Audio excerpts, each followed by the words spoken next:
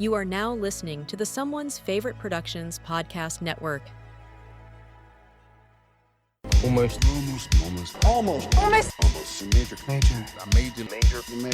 Major. Holy fucking shit, this is major!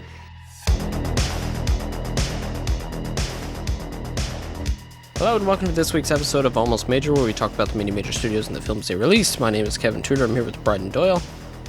Hello. And joining us, a super special guest, returning guest, is Jack Draper through the 2010s. How are you? Hello. I raised my hand as soon as I heard about Safety Not Guaranteed, as if it's like a magazine profile. Yeah, I'm a young aspiring journalist. We'll armchair therapy talk Jack about that later, because that's weird. But also, Charlie would be here, but he's, I told him to try to go back into the past and delete Mumblecore, so he's somewhere out in the ether. But he's fighting the good fight. We are talking about Safety Not Guaranteed from 2012 today. This premiered at Sundance in January 2012.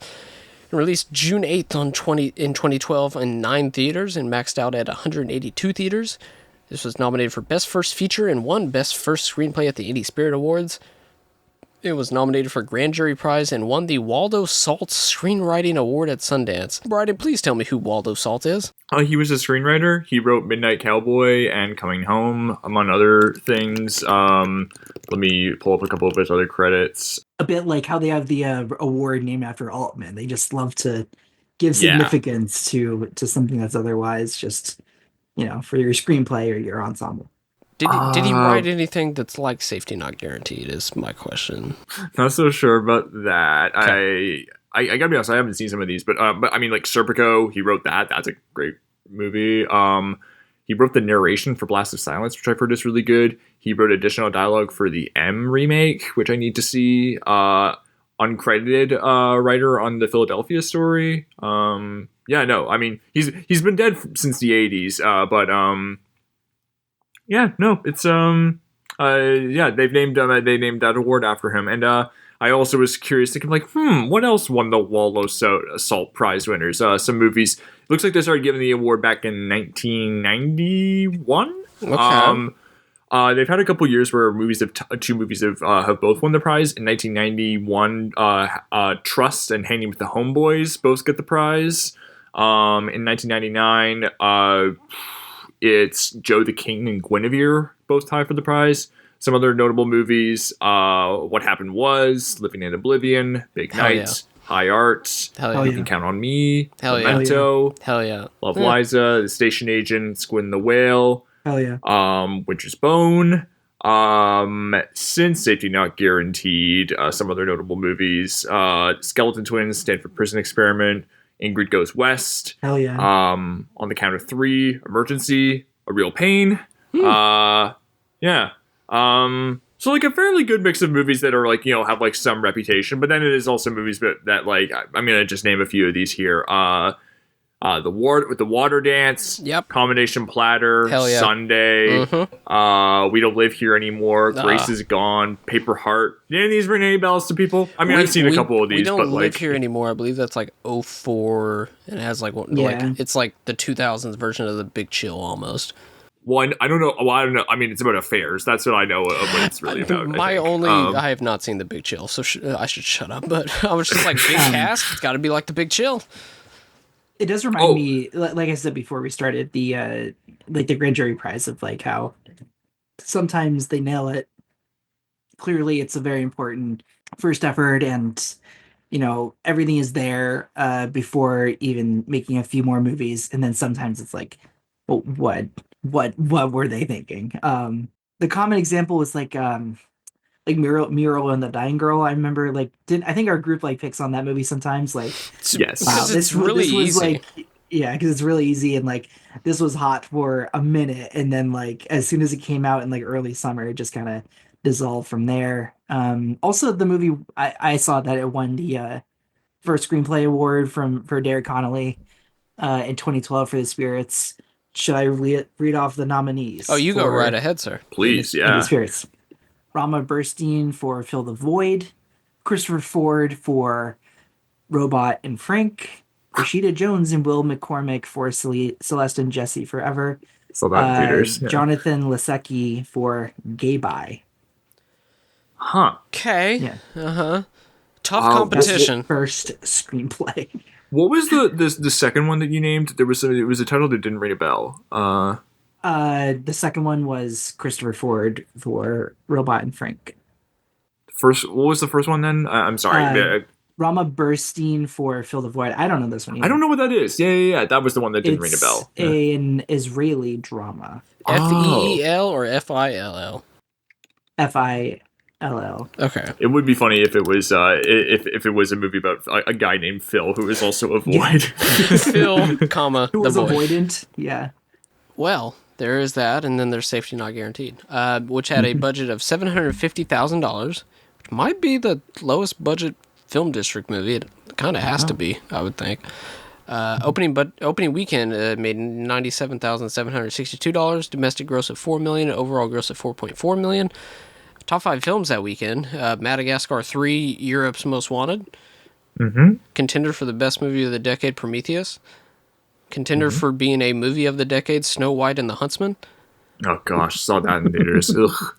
Which that director almost directed the reboot of Anaconda, which Monkey's Paw. And they were like, why don't you fuck up The Crow instead? Oh, that's what he did? Wow. Well, I don't know. I mean, I guess like he did Ghost in the Shell and The Crow, and it seems to be funny how he's just taking these like things that are very beloved, and people are just like, stop fucking this up. Like it's just like I can keep going. Yeah. No, I shouldn't shit on The Crow because I didn't see it, but like I heard it was fine. Like, You're bad. fine. Yeah. Ghost in the Shell I thought was like whatever, but I thought it looked incredible. But looking incredible does not make a movie good. Men in Black 3 and The Avengers. Number 1 song in the U.S. this week. I believe it was number 1 for like fucking 13 weeks, and I was here, and I remember it. Somebody That I Used to Know by Got Ye versus featuring Kimbra. That's right. Yeah. I played Great that. song. I played that just a few days ago. I was like, man, I bet if I had enough drinks, I could do this at karaoke and think I was killing it. I think. Wait, I could do that.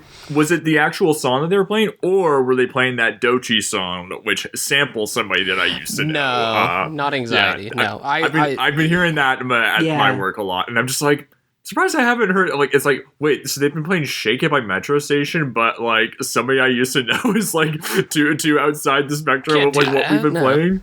But yeah, I do kind of love that song, and also the fact that my man got a one-hit wonder, and he was just like, all right, see you And later. it just bounced. Yeah.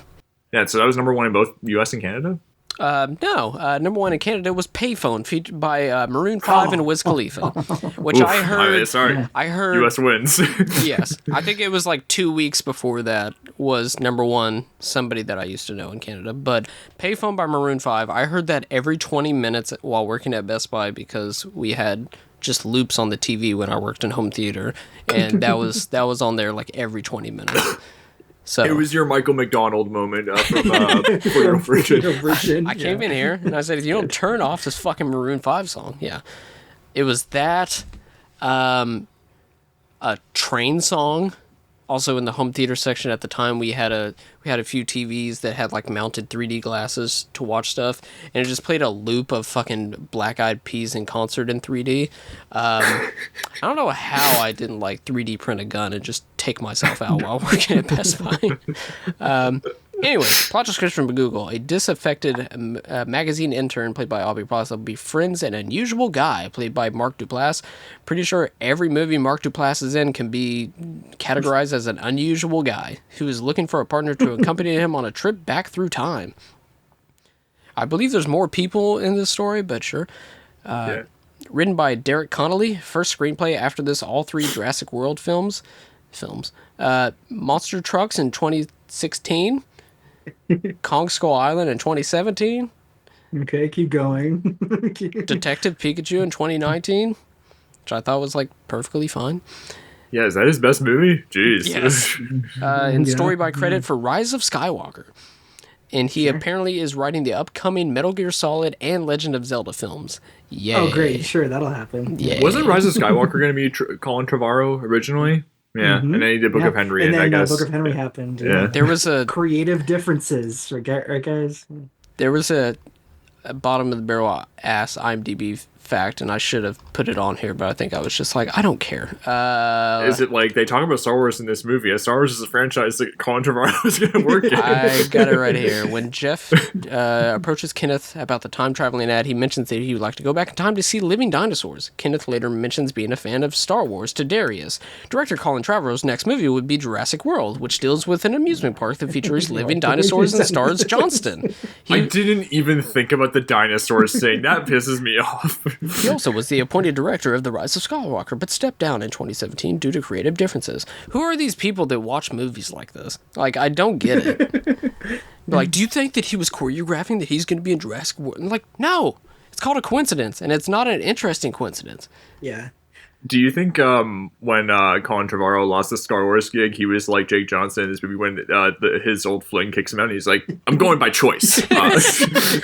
Why is that plot? That was him to Kathleen Kennedy, yeah. Why is that plot in this movie? It makes no sense. It's, oh my god. They're all stuck in the past, man. Yeah, I know. Like, we get it. Like, they're all broken and, like, absent-minded individuals. Like, you know, he's maybe the most quote-unquote interesting person in this movie just because he's a dick and I like Jake Johnson a little bit, but he's also just kind of nothing at the same time. Yeah. He doesn't... Where does he end up at the end of the movie other than, like, he's like, oh, so this guy was making fun of turns out to have actually made a time machine. Cool. And then, like, that's where he ends up. Like, I'm gonna call everybody the R word some more. Yeah, he like shows up like 40 minutes later. He's like, "Hey, what's going on? Hey, that ship looks like a spaceship. You did it. Cool." Yeah. Oh, I mean, there's just also the Karen Sony subplot where he's like getting him a hookup with high school girls or like girls who look like they're in high school, and it's like they say like, "You're not gonna be 21 forever," and it's like, yeah, that character gets nothing to do with the third guy that comes in with them. I'll get into it into my initial thoughts. Directed by Colin Trevorrow, one of our finest film auteurs. First film after this, Jurassic World in 2015, The Book of Henry in 2017, and Jurassic World Dominion in 2022. This man, you can't keep good talent down.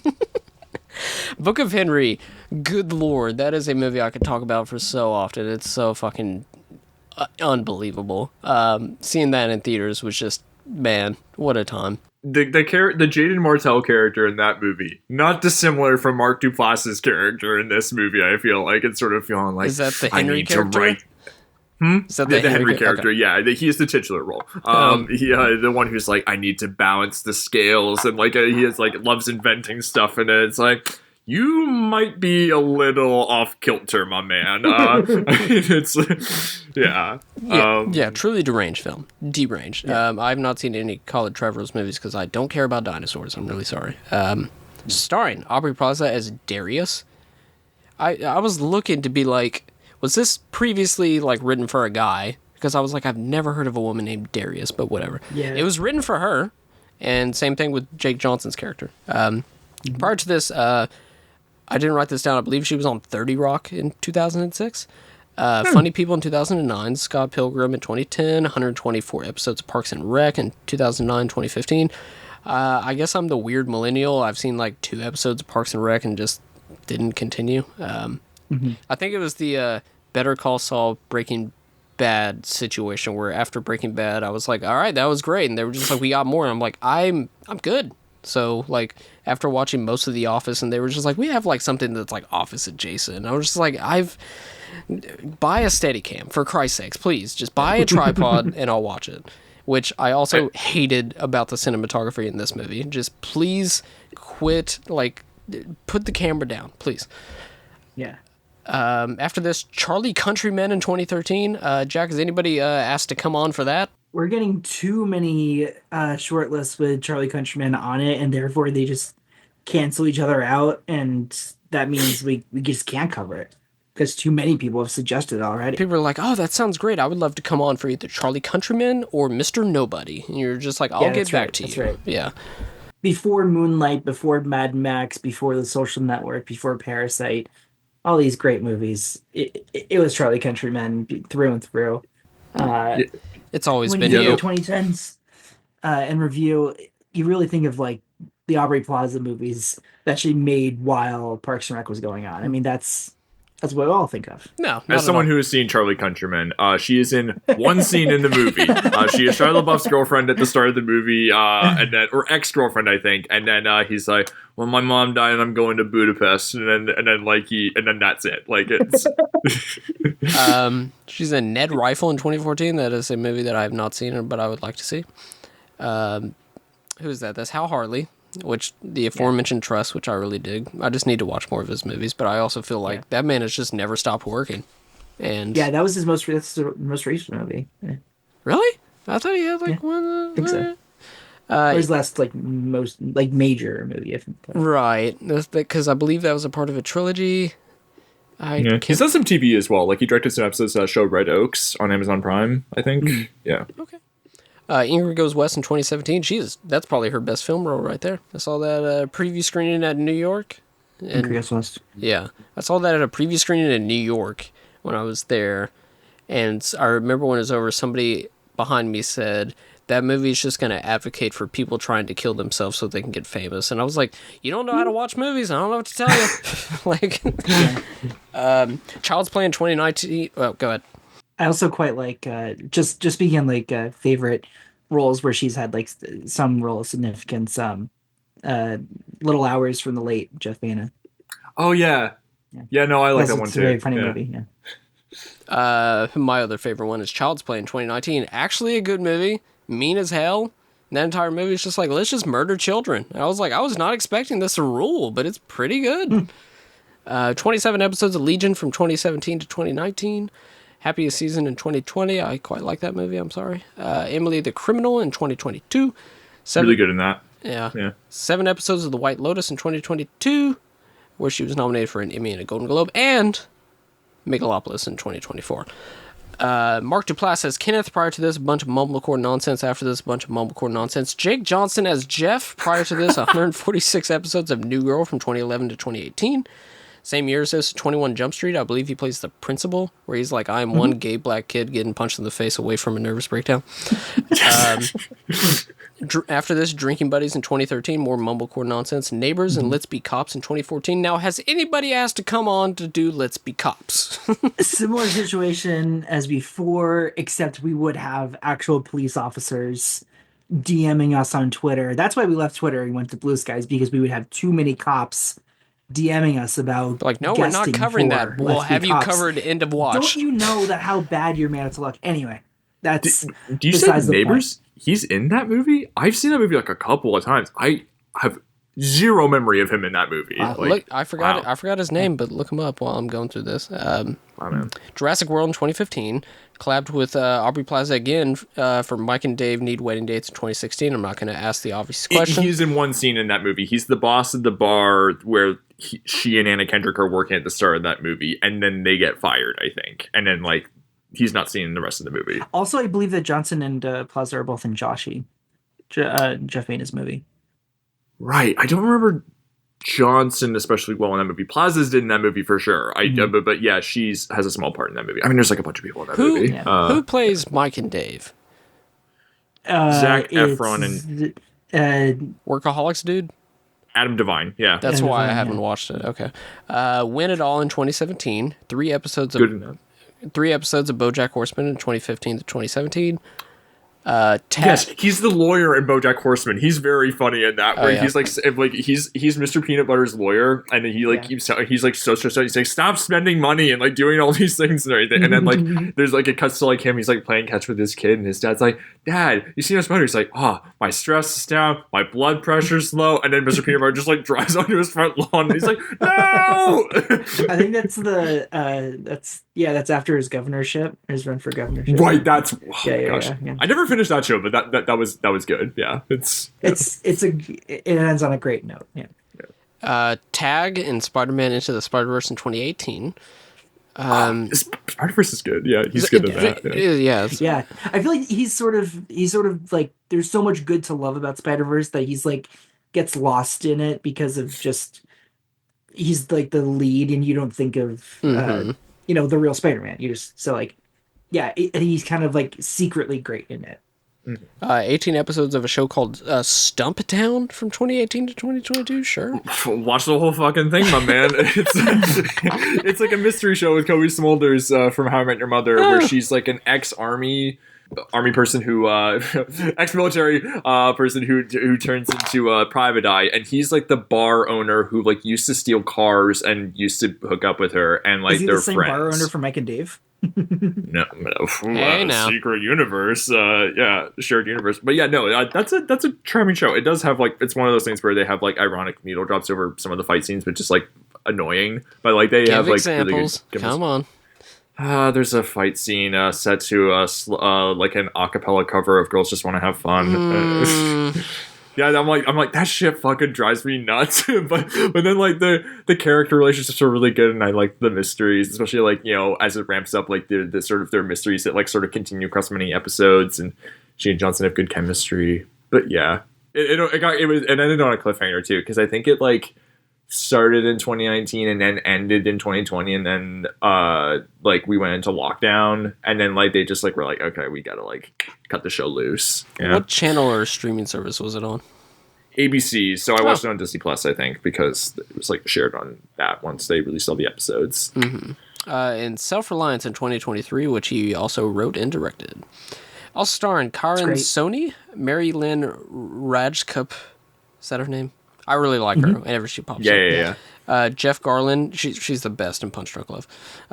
Kristen, Also really good at Mysterious Skin. oh well, Yeah. Jeff Garland, Kristen Bell for just a heat check in this movie, and then Lynn Shelton also. Trivia: shot in 4 weeks. Mark Duplass filmed all of his scenes in the first 2 because of scheduling conflicts. And he was probably just like, what is that? What is that, a boom mic? You guys are using the boom mic instead of the mic that's on the camera? This sucks. The original classified ad upon which the film is based first appeared in Backwoods Home Magazine in 1997. It was written as a last-minute filler by John Silveria, an employee of the magazine, who is credited in the film as, quote, time travel consultant, and also as a cameo. The ad was later featured on The Tonight Show with Jay Leno, which is everybody's favorite late-night show, in the headline segment, and eventually turned into an internet meme before being developed into a screenplay. Some scenes were improvised. The part of Darius was written by Aubrey Plaza because writer Derek Connolly wanted to work with her. Jake Johnson was likewise director Colin Trevorrow's first choice for the part of Jeff. And spoilers for the ending, in the Comic-Con 2020 Directors on Directing panel, Colin Trevorrow revealed that the time machine did not work in the original ending of the film. Although the film had already been accepted by Sundance, Trevorrow felt the earlier ending didn't feel right and recalled the cast to shoot the new, more fantastical ending just 2 weeks before the film premiered at the festival, which really just... The new ending doesn't feel right either. I was about to say, that new ending just elevates it from a half star to a full star, let me tell you, so... Almost like the movie doesn't really know how to end itself. Writers, does anybody have an idea for a story? How about this time travel ad? Guy writes a classified that reads, wanted, someone to go back in time with me. This is not a joke. You'll get paid after we get back. Must bring your own weapons. Safety not guaranteed. I've only done this once before. I want to find this guy. What'd you get? Got his name, where he works. Do you sell guns here? Something sexy and affordable with killing power? Is there a pest problem? Well, if your ad had been written properly, I may have a better idea of what I need. I think you're ready for the next steps in basic training. I think I'm getting better than you. But let's not get ahead of yourself here, okay? I'm certain I'm being recorded. I'm certain I'm being followed. What's wrong with this guy? What makes you think there's something wrong with him? Because he thinks he can go back in time. What are you going back for? The mission has to do with regret, mistakes. No matter how tempting it will be, we're never, ever gonna say, hey, leave your Star Wars figurines in the box because they'll be worth like hundreds more. I think you're ready. I trust you. You should. There are people following him. There are really people following him. This is intense. Going 15 miles an hour. You come to that launch site, you take my hand, and I'll show you who can't time travel. What's your story about? I don't know anymore, actually. That's all the trivia I got. There's not much about this. I'm going to go last because I'm going to have a brain aneurysm. But Jack, as our guest, what do you think about safety not being guaranteed? It's fine to not very good. You know, I enjoyed getting to see it only because of, you know, covering the decade. I enjoy these kinds of like low budget movies with a bit of heart, but also like a cynical edge, but I don't really quite like them. So I think I'm at a crossroads here of being like, it's not very good, but also something that I do find significant to sort of the tapestry of like what independent film looks like in the decade, especially independent film that's like sort of forgotten about because this wasn't, you know, from a major director that like happened to, you know, keep making movies well into their second or third decade of making movies. Like this is someone's first movie and a screenwriter's first movie. When Trevorrow, I mean, another reason why I was like interested in seeing it for, you know, an AM appearance was like Trevorrow for, I mean, Brian, I think you might relate to this of like, for so much of like his life, he was just such a punching bag, like coming up and like, like learning about directors. And like, I think he may have been like maybe the first director of like, you get to make a movie that's like, that is you, like you have your baby that like goes to a festival, gets good reviews, and then you're tapped for a major franchise that's getting rebooted. And then he happens to be like the result of everything just being a complete disaster. And now he's just like sort of in outer space. He made 2 Jurassic movies. Well, he would have been in outer space, but he was. That's very funny. Yeah, and then Book of Henry happens. Like, you know, like we mentioned, you know, not doing Star Wars was so like was so well publicized, and it really felt like it was not a loss, but also like you've just never really seen something of that public disaster happen that then affects a future franchise plan. But then he does another Jurassic World movie afterwards, which like, I mean, it's a forgotten movie. I feel like that's like I mean, I forget it exists. And when did that even come out? Like that was 2022. Like, so it's, I mean, I guess he did sort of bounce back, but not in a way that's like he gets respect, I guess, still. And that one really just does successful, or it just, you know, becomes successful because it's a Jurassic movie and not because like, you know, it genuinely has a take. Like it, you know, he sort of does with the first Jurassic World, but rather they just need to like churn them out to keep this franchise having some gas. But no, so I think that always fascinates me. Like it was him, Rian Johnson, and J.J. Abrams, like that were set to do the Star Wars movies, and then he makes one disastrous film that really misfires at every level with Book of Henry, and then he's just like essentially fired pretty publicly, and then I think I just really find the story of Trevorrow interesting as like a case study in what can happen when a formula that is so well known.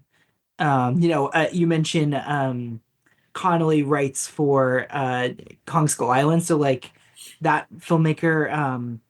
He's the guy that did Monsters, is it? Yeah. So like I was gonna say, like he has a similar thing of like he makes Monsters and then Kong Skull Island. Wait, no. Jordan Vogt Roberts is who did Kong Skull Island. He did Kings of Summer. That's right. Thank you.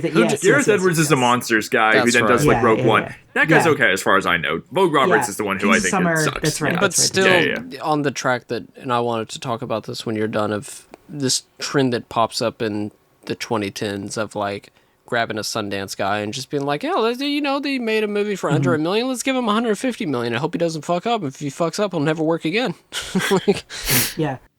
It's sometimes just like happens like way the fuck too fast, like for people to like move up that quickly. And also just like, you know, not really giving it a chance to make. I mean, I don't know if I want to see Colin Trevorrow's personal movies. I don't know if I need a glimpse inside the twisted mind of Colin Trevorrow. We did. Look at Henry.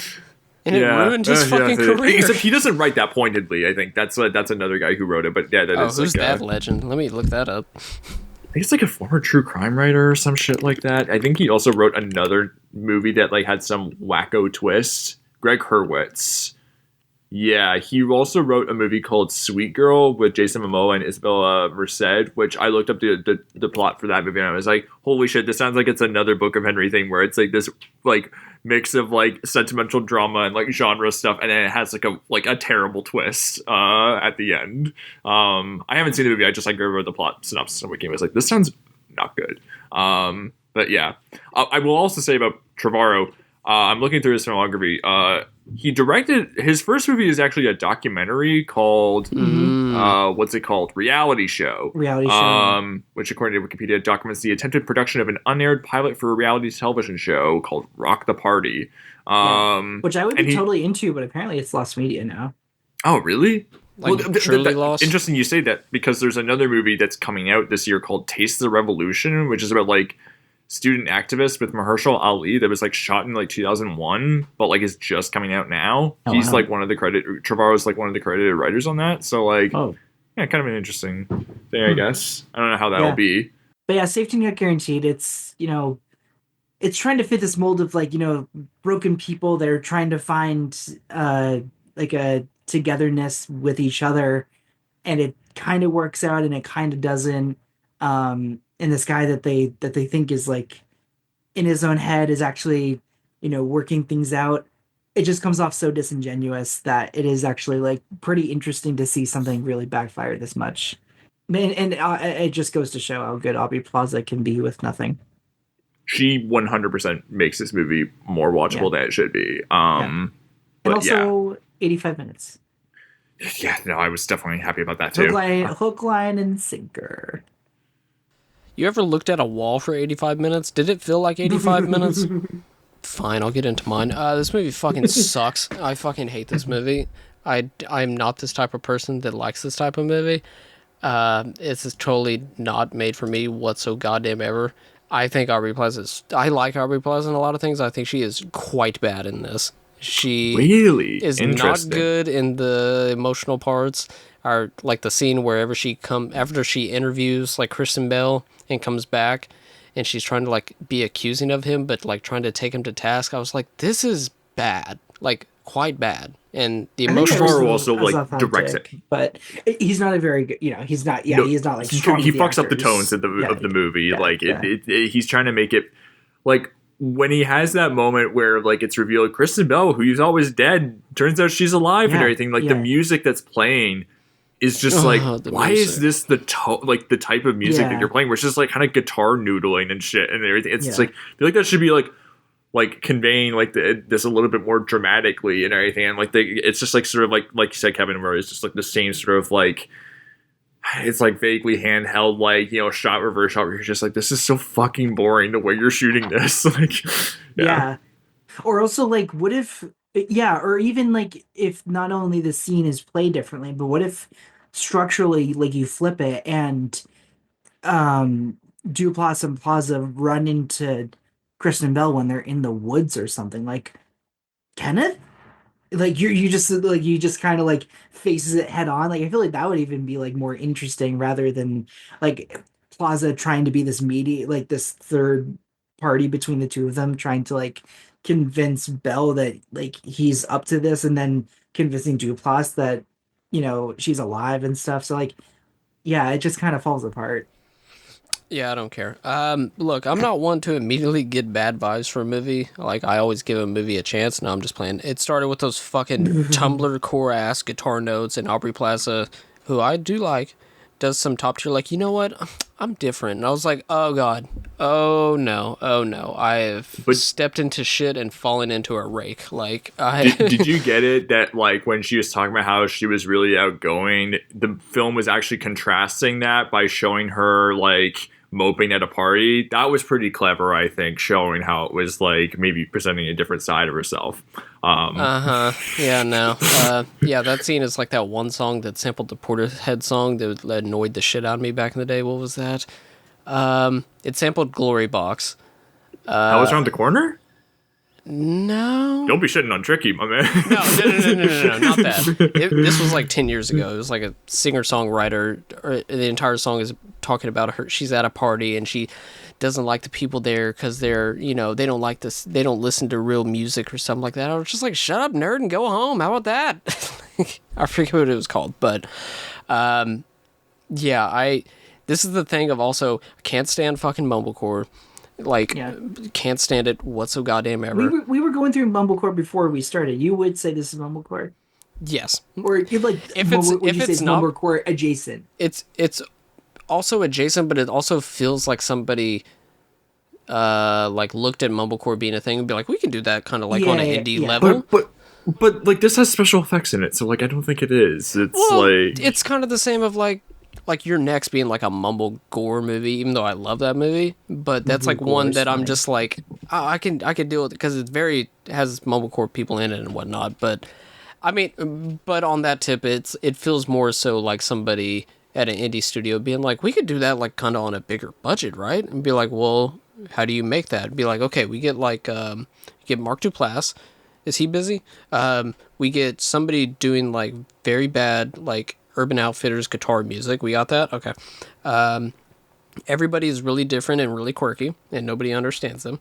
But the thing that me, like, as much as I don't like mumblecore movies, I can tell that they're being authentic. This movie does not feel authentic. It feels like somebody trying to do something like that, which no one's a person. Which is like, it's not. What's worse, like the copy of something or the something that you just don't like? Like, I would respect this more if it was like a funny haha where I'm just like, oh, grow up and get a job. How about that? But this, it just feels like... This you want to shove into a locker and steal something, right? Literally every locker in the world just like hoovering up, trying to get everybody in this movie into a locker. Like... Yeah, no, not me. Not me at all. Trevorrow is not... Yeah, I do see what you mean. He's not, he's not Noah Baumbach. He's not Joe Swanberg. He's not these people that like. As much as I dislike Mark Duplass, as much as I dislike him, he has never been like, okay, now that I've done that, I'm gonna do like like he is that guy. He has been that guy for like 15 years. He's not pretending, but this feels like if people are like, I can get my foot in the door. I can do like a. I could do one of those type of movies. Let's see, is Joe Swanberg available? He's not, really? Okay. Let's see.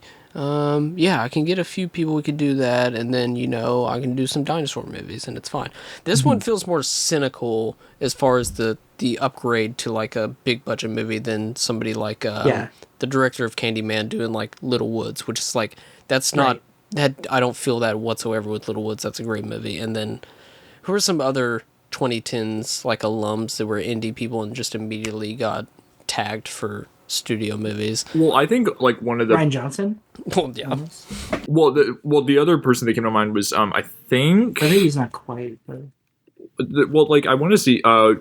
You mentioned the grand jury prize Sundance winner.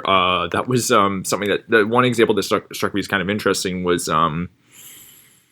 I want to make sure that this is okay. Ryan Coogler is, I think, like an example, like a good example. Sure. Fruitvale Station, which is like a very great, very like character focused, like true story movie and everything. And then he like focuses on that with Creed and everything. And Creed is even better. Like he did it. And, like, he cracked the code. That's actually like an interesting case of like someone going to Hollywood and making something where it's like it's like it is like a genre, sports movie and everything where it like follows a pretty good formula and everything, but then it also does like care a lot about its characters and like have a lot of room for performance and everything. And then I think that, look, say what you will about like Black Panther and everything, like, I know not everyone loves that and its sequel and everything, but like that's like Creed, I think, is like a good audition for like, that's like a good extra step that a lot of filmmakers could follow and everything, of like seeing, well, you're making a studio movie, but it's on like, a slightly bigger budget and everything, and seeing how you can do like conveying spectacle and everything, like, with like the fight scenes in that movie. And then someone saying, okay, we see what you can do with like, spectacle and like, set pieces on this level. Then you move up to like the sci-fi thing, as opposed to like Trevorrow making like Safety Not Guaranteed and just upgrading to Jurassic World, where it's like, right. With Creed, it feels like he sat down with studio people and they were just like, here's all the IP we got. And he was just like, I would be interested to do a Creed movie. Meanwhile, Black Panther is like, do you want to do Black Panther? Or like one feels like it has more in him that's in it than Black Panther, which I think is like fine. It's not the movie. It's just, I'm 32 years old. I can't watch Marvel movies, but Creed. And I'm happy he's making original movies again. Yeah, like I'm like Sinners. I can't wait for.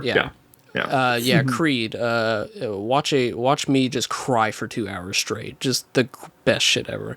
Remember when Sly Stallone won the Oscar for that? Because he for fucking sure as shit should have. Who won over him? I'd love to cite the Michael Rappaport reaction video where he just like screams at his TV. Who won over? That was Mark Rylance. I haven't seen Bridge of Spies, but come on. Has Sly? He didn't even. Well, Rocky won, but was he a producer on Rocky? Does he have the Oscar? I don't know. But yeah, movie bad, not a fan. Still not as like. I have more to say about my hatred for this than like Olympus Has Fallen, so I will give this above Olympus Has Fallen. But good Christ Almighty, no, just no. I'm sorry. It just shows the film district was like excelled at making many different types of bad movies. Yeah, it was like they kept hitting a bullseye on the wrong target. You know what I mean? Yeah. But yeah, like, and if anybody's upset for me not liking this, I listen to Limp Bizkit unironically, so you can't hurt me more than I already hurt myself. So, also, like, who's getting upset about Safety Not Guaranteed 8 in 2025? Besides Colin Trevorrow. I feel like, hey man, don't you have some new dinosaurs to invent? Where like it's like half whale, half like, come on, get out of here. Right. Yeah. Go ahead. So I saw this in the theater with my mom. I remember liking it fine, although it was like one of those movies where like it never really stuck with me.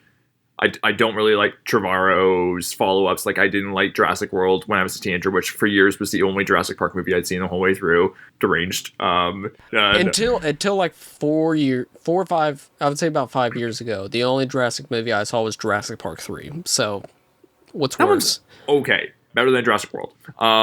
Maybe. I've only seen 3 and 1, and then I finally watched 1, and I was like, it's fine. So... Yeah, I like the first one a lot. The sequels, they're okay, yeah. But then, yeah, Book of Henry, which, look, I know is a bad movie and everything, but at least that one is, like, at least a little bit wackier in terms of, like, where its plot goes. So, like, at least it's, like, kind of fascinating. I will never forget watching Book of Henry. I don't remember what happens in Safety Not Guaranteed. I just watched it. Yeah, like, like, Book of Henry, it's his best movie that I've seen because it's, like kind of fascinating and misbegotten way, but it's like when your best movie is still like a fucking train wreck, it's like that doesn't speak well to like your quality as a director. And I just like didn't bother with like the next Jurassic World movie, like because I just like didn't give a shit. But like rewatching this, I really did not like this very much at all. I think Plaza is good in this. I don't think she really has like she and like a lot of the other cast members in this movie don't really have like very well-defined personalities. Like, it's like Jake Johnson is a blowhard. Karen Sony is a nerd. And then, like, Aubrey Plaza is mopey. And Mark Duplass is quirky and everything. And it's just, like, that kind of just is running... Like, they're just kind of running off of that. And I think Plaza has some moments where she does seem like bring some spontaneity to, like, some pretty not great dialogue. Especially... because I don't think Duplass is very good in this. I think like her trying it when she's not working with the guy whose performance isn't really working, in my opinion. I think like it's impressive that she is able to make certain moments work and everything. Like the monologue where it's not a very well written monologue, especially because it feels like very half-assed in terms of like the background of like, my mom was killed at a gas station and everything. It's just like, okay, yeah. And then that shit was so bad. Like I thought she was joking.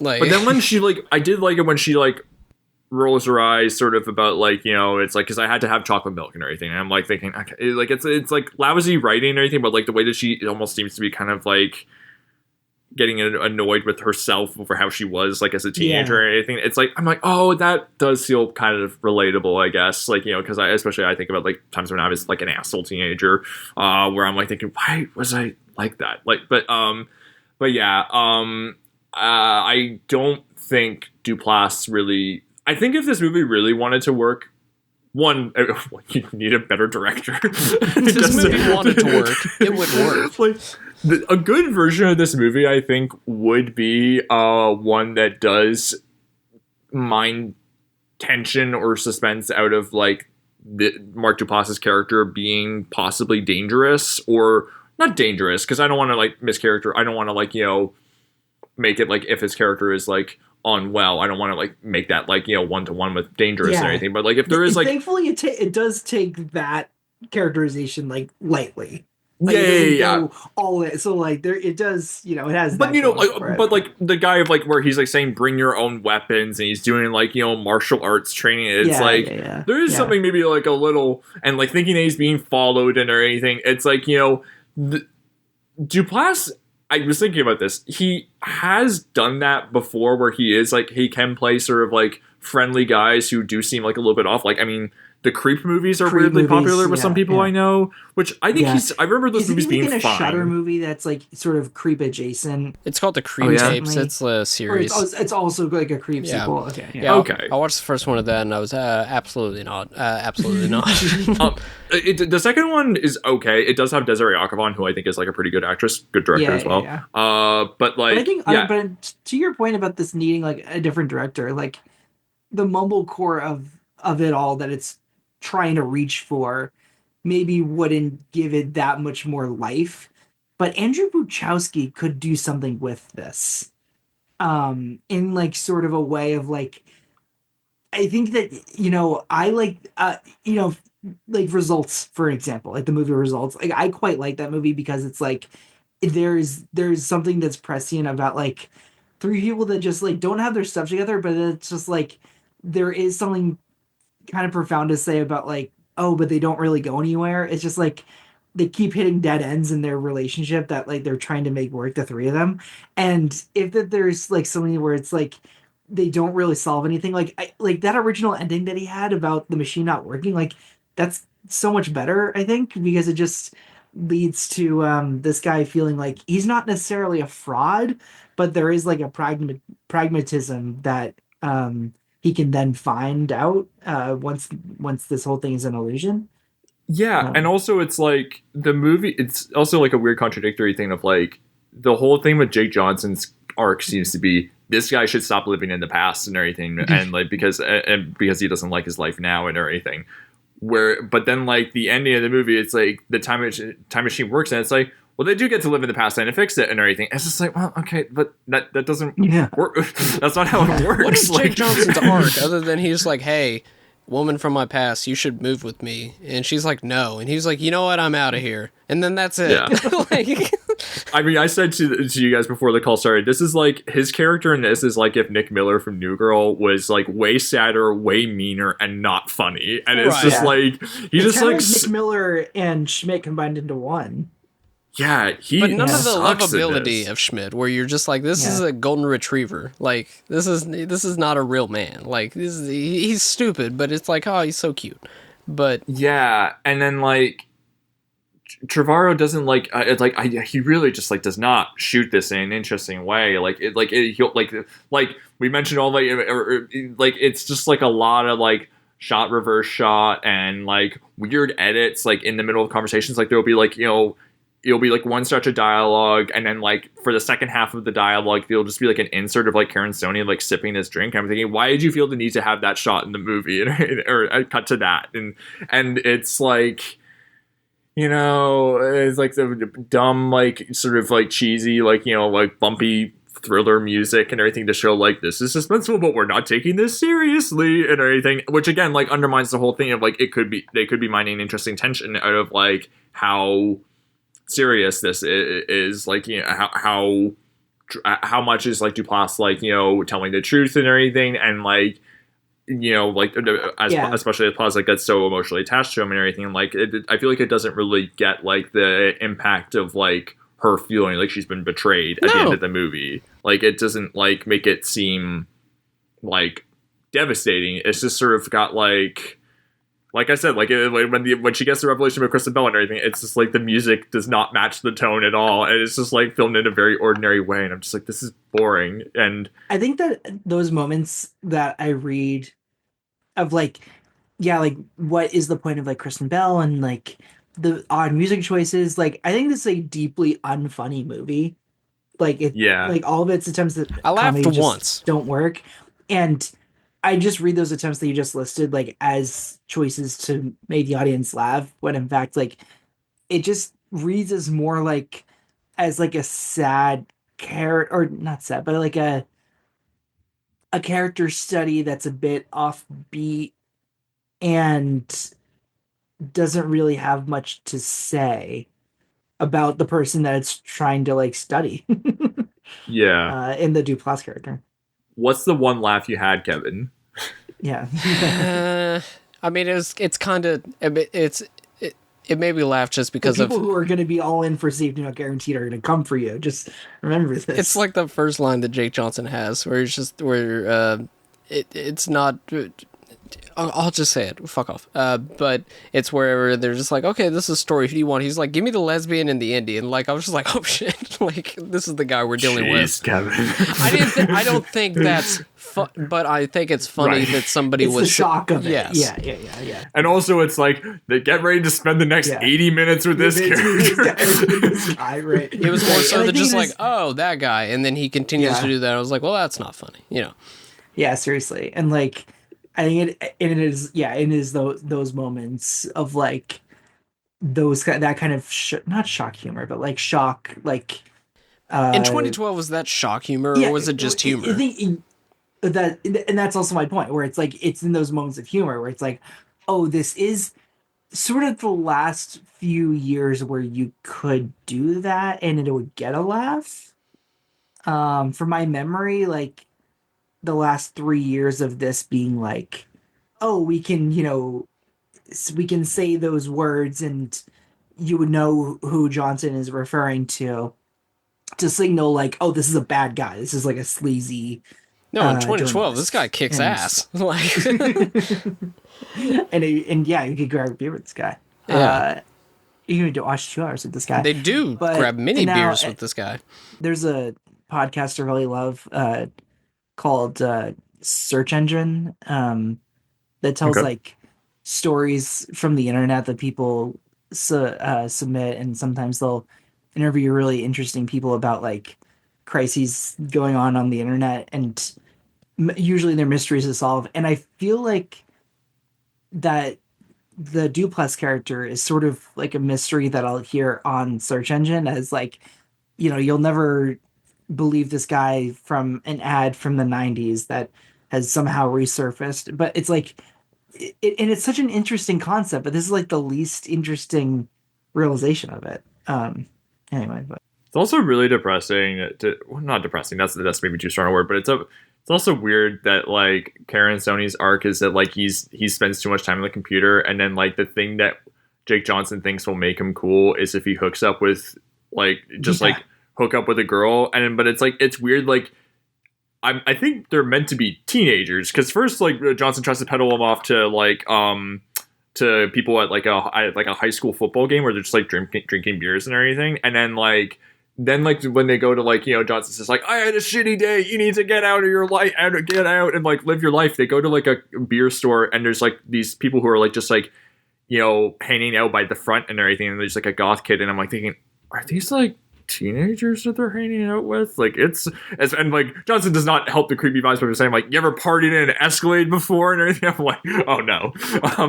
But it's just like, then like he gets like Karen Sunny like hooks up with this girl and everything, and it's like, and what's the other line that Johnson has is like, you're not gonna be 21 forever, soon you're gonna be like a dirtbag like me or something like that. And I'm like, geez, this is a bummer. Like, but the movie makes it look like this is good for this guy, or I don't know, it's weird. How old do we think? And literally, like, it's the thing that you make fun of, where he's like, take these off and put these on. Take these pedophile glasses off is his line. On. Yeah, that's right. And like throws on some shades. Like it is just like pretty haphazard and lazy, but ultimately, I think it's just like, yeah, I really go back to this idea of trying to sell something as genuine and redeemable, but it just never quite gets there because of like the lack of direction and how like the performances are hung out to dry, and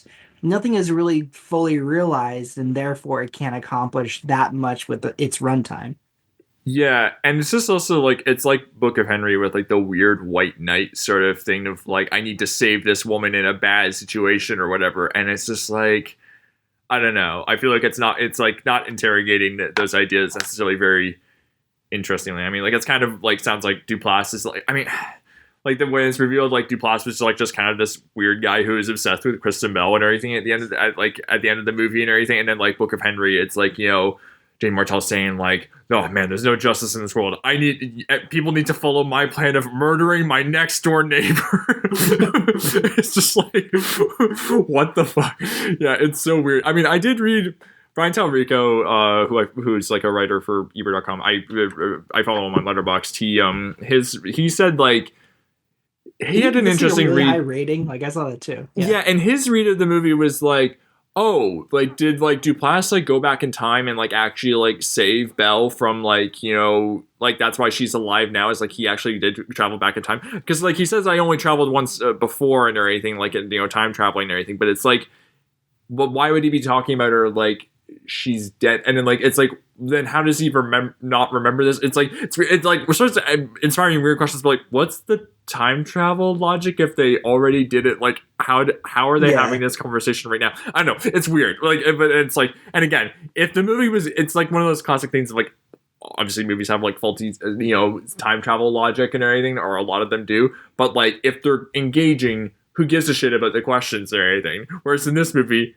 I don't like anything that's going on, so I start asking these questions, and like, well, this if it was doesn't good, work. you'd just be like, who cares? It's fun. But then when it's bad, you're just like, hey, wait a minute. Right. It reminds me of the time travel logic in a film. I don't know if you've seen it or heard a podcast about it starring me or anybody else, but it reminds me of the time traveling stuff in Blair Witch 2016, which we all remember. But yeah, where it starts out watching a video, and then you realize at the end they're watching a video from when they go into the woods. Okay. Yeah. Which, if that movie was Blair good... Witch 2016, yeah. Yes. A movie you're totally normal about, and so is Clay, and I was like, it's pretty good if it's not called Blair Witch. I don't even think that. But yeah, Blair Witch 2016, bad movie. I'd watch it tonight. Better than Safety Not Guaranteed, you'd say? Oh, hell yeah. Yeah. The last 20 minutes of Blair Witch is actually good, but everything up to that is bad. And unlike Colin Trevorrow, Adam Wingard has made at least one good movie. So he's got a leg up there. Not in the past 10 years, but yes, he has made a few. You're Next, Yeah. The Guest.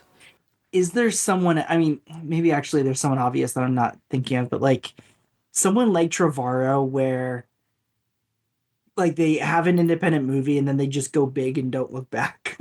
Like, because usually it's like, the narrative, like we said. Most of those people like, from the 2010s never went back.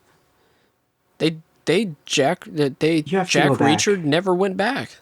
Yeah, because I mean, like Taika Waititi, like is just someone who, I get. Yeah, okay, like, he had Next Goal Wins. All right. He had. Calm down. Did the next. He had the Jojo Rabbit. That's right. The Russo brothers. The Russos. They had Cherry. Yeah. And hey, the Gray Man, like a word. Yeah, that's true. Yeah, the Gray Man was made for like $400 trillion, and nobody watched it. Yeah. And how much was Cherry even made for? Was that like like $40 million? Okay, come on. 40 mil, really? That's according to Wikipedia. That's a lot lower than I thought. But that was like that's like $100,000 in Apple TV money.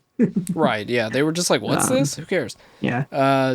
Did they do the? So yeah, I mean, I guess maybe like it is more common for people to be like, okay, you know what? They have a pretty good home for me. They're trusting.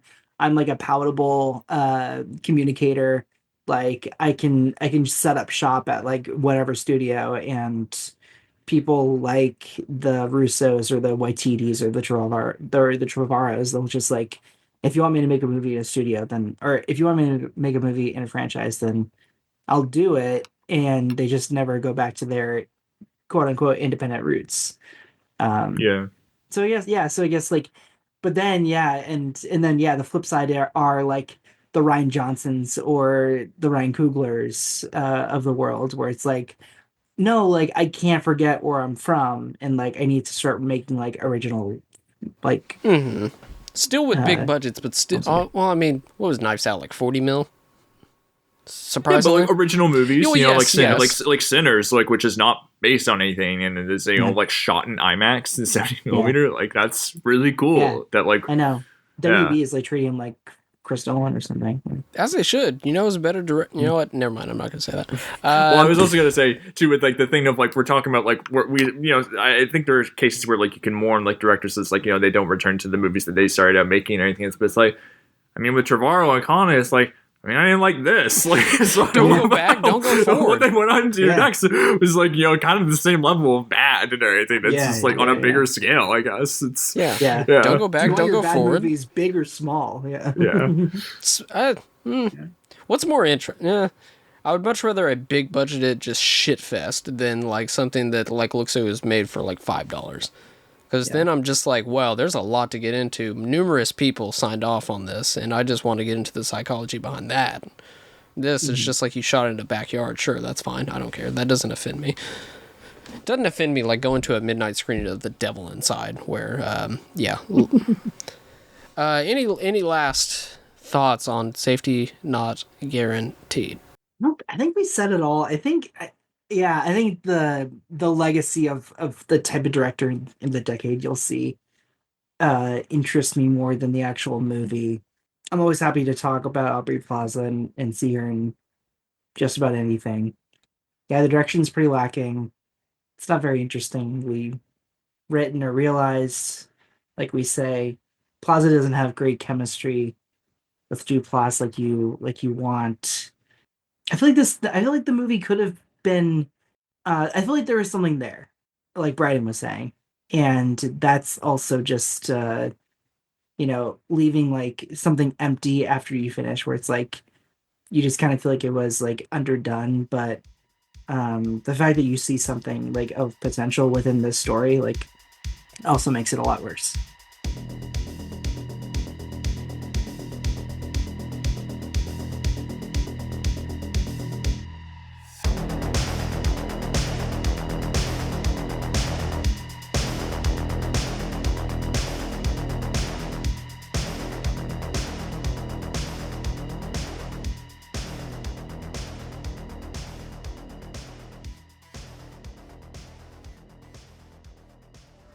Hey, this is Jason Kleberg from the Force 5 podcast, a show that forces a guest to come up with a movie-themed top 5 list topic, and then we reveal our picks on air. Top 5 heist films, top 5 tearjerkers, top 5 movie dogs. Every show you'll be asking yourself, what would be on my list? Guests include directors, screenwriters, actors, podcasters, musicians, authors, and even a professional wrestler.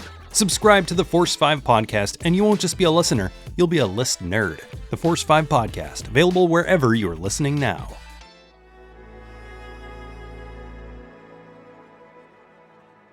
Thank you for listening. To hear more shows from the Someone's Favorite Productions podcast network, please select the link in the description